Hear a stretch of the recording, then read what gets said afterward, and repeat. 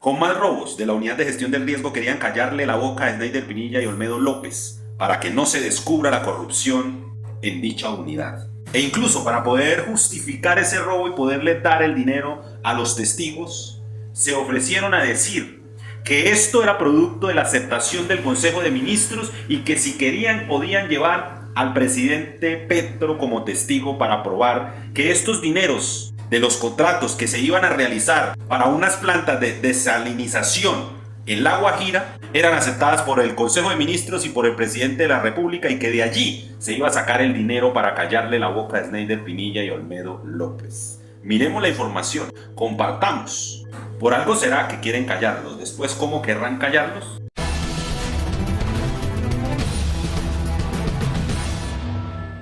7:12 minutos. Al vergonzoso caso de la unidad de gestión del riesgo se sumó un intento de soborno a sus dos principales protagonistas, Olmedo López y Sneider Pinilla, para que se retractaran de sus confesiones frente a unos contratos amañados. La unidad investigativa de Noticias Caracol conoció los audios de la operación encubierta que dejaron en evidencia la forma como querían destrabar desembolsos por 100.000 millones de pesos. Esa es la historia de un escándalo de corrupción dentro de otro escándalo de corrupción.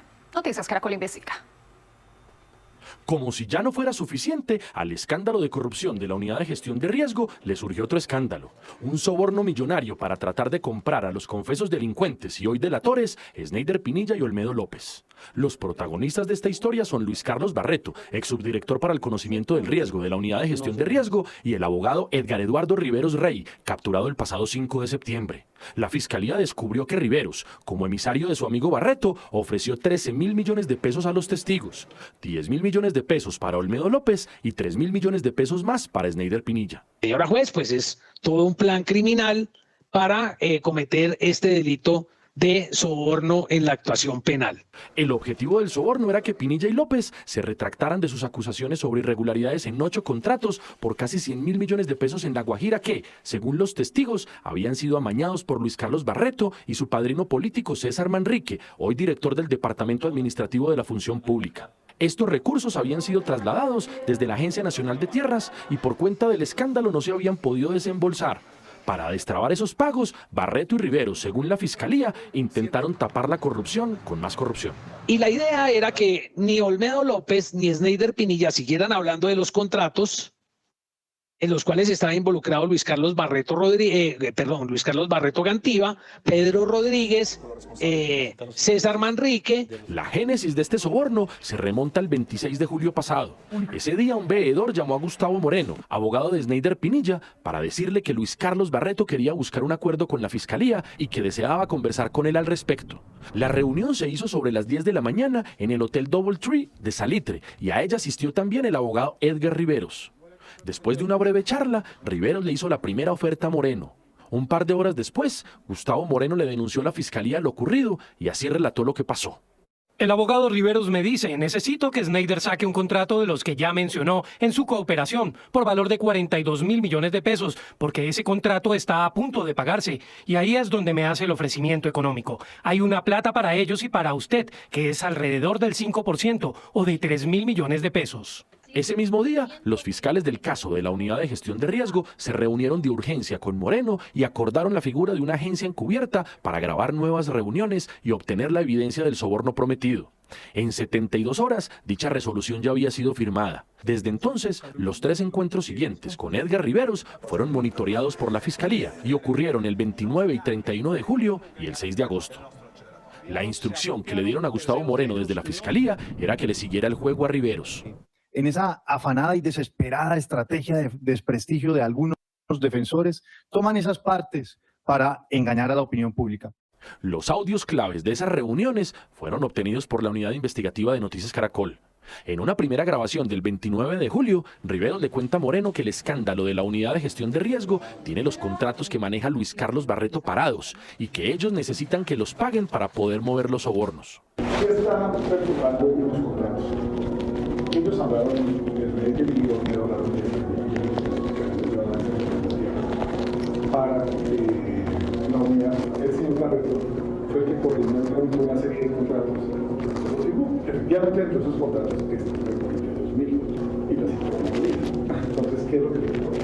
Ellos, no sé si retractarse, renegociar. negociar el principio para sacar esa parte de los 100.000. ¿Sí me entiendes? El 31 de julio hay otro encuentro clave en el Hotel Doubletree. A este asistieron Luis Carlos Barreto, Edgar Riveros, Gustavo Moreno y el testigo Sneider Pinilla. Este último tenía permiso de la Fiscalía para ir a esa cita con el fin de darle más confianza a Barreto y Riveros.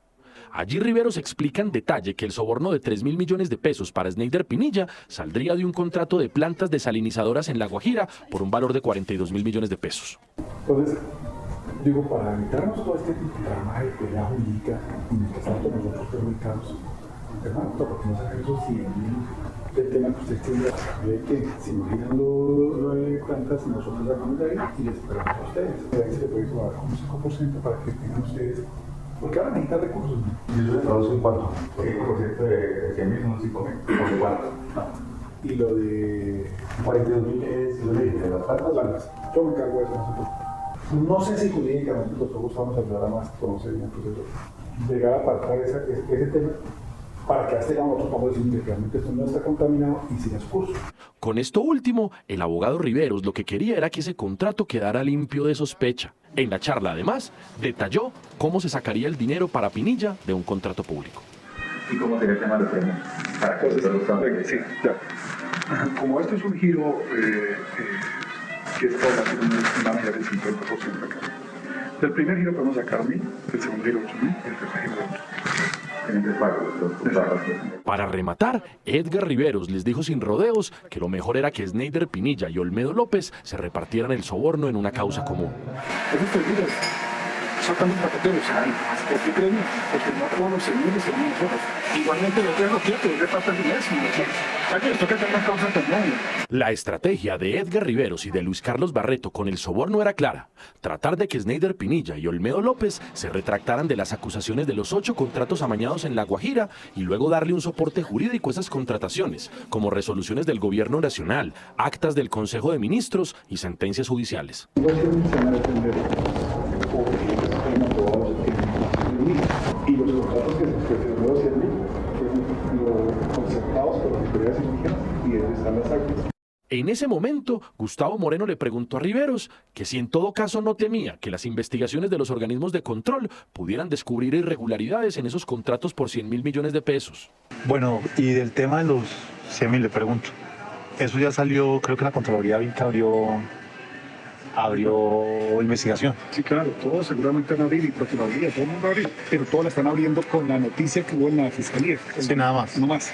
Pero es que ese negocio no es solo que ellos lo digan, porque la Fiscalía no es estúpida, ¿sí?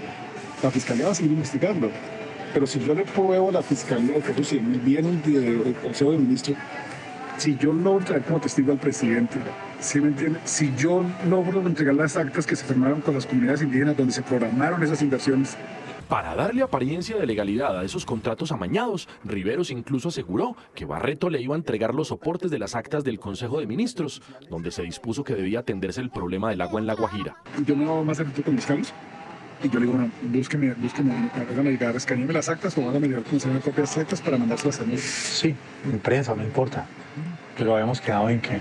¿Y quién no las enviaba? En los audios, Edgar Riveros es insistente en que Olmedo López y Sneider Pinilla tienen que ajustar sus versiones para que sean creíbles y puedan liberar de cualquier duda esos contratos por 100.000 millones de pesos amarrados. Y lo otro es que Olmedo pues se copia el mismo discurso por el medio. ¿Qué tal Sneider?